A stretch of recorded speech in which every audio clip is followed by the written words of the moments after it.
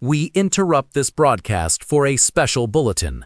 A small private plane rumored to be carrying the one and only king of rock and roll has vanished over the Pacific Ocean. Meanwhile, on a remote, uncharted desert island, 7 castaways continue their daily routine. The skipper is trying to repair the minnow. Mr. Howell is counting his money. Gilligan is attempting to teach a crab how to tap dance. None of them realize their quiet island life is about to be all shook up. A mysterious figure stumbles out of the jungle. His sequin jumpsuit is torn. His legendary hair is slightly out of place. The castaways gather near the smoking wreckage of a small plane. Stay back, everyone. It could be dangerous. Good heavens, Thurston, what is that awful racket? Hey there. Pardon me, ma'am. You wouldn't happen to have a bottle of sarsaparilla and maybe a comb? Ginger's drops. Marianne blushes bright red. The professor studies the crash site and mutters about wind shear and engine failure. Gilligan simply stares in awe. It is Elvis Presley. I was hoping maybe I could be one of your backup dancers. Call me Elvis, son.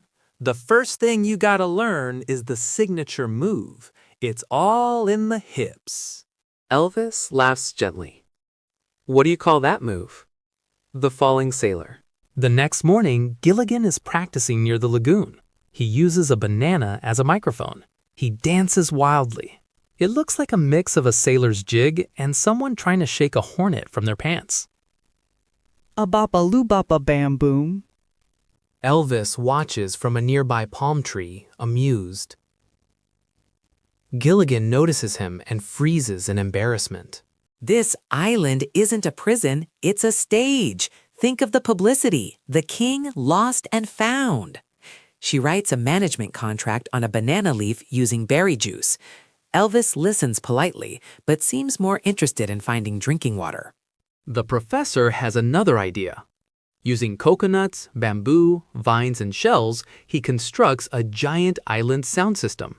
He calls it CASA, Coconut Acoustic Sonic Amplifier. The plan is simple. If Elvis sings loud enough through the system, passing ships might hear it. Everyone helps prepare for the concert. Skipper plays drums on turtle shells. Mr. Howell shakes a bamboo wallet full of coins. The professor builds a vine bass instrument. Ginger and Marianne provide backup vocals. Gilligan is given the most important job, playing the triangle. All he has to do is hit it at the right moment. What could possibly go wrong? At sunset, Elvis begins performing. His voice echoes across the ocean. The coconut amplifier works perfectly. On the horizon, a yacht appears. It is turning towards the island. Rescue is finally coming! Everyone cheers. Gilligan is responsible for keeping the main power vine untangled. But he starts dancing. His feet shuffle. His hips wiggle. The vine wraps around his ankle. Gilligan performs one enthusiastic Elvis-style hip thrust. The vine yanks tight. The entire sound system jerks violently. The central coconut microphone launches into the air like a cannonball. It flies directly into Elvis's mouth. Music stops. Silence. The yacht slowly turns away. Rescue disappears over the horizon. Gilligan suddenly wakes up in his hammock. Morning sunlight fills the hut. There was no Elvis, no concert, no ruined rescue. It was all a dream. Gilligan sighs. He looks down. He is holding a coconut. Carved into it is a face. On top sits a green leaf combed into a perfect pompadour. A coconut Elvis. Morning, little buddy. You were making noise in your sleep. Sounded like you were trying to sing. Gilligan hides the coconut. Just dreaming, Skipper. Well, hurry up. We've got work to do if we're getting off this island. The skipper leaves. Gilligan pulls out the coconut idol again. He pats the leafy hair.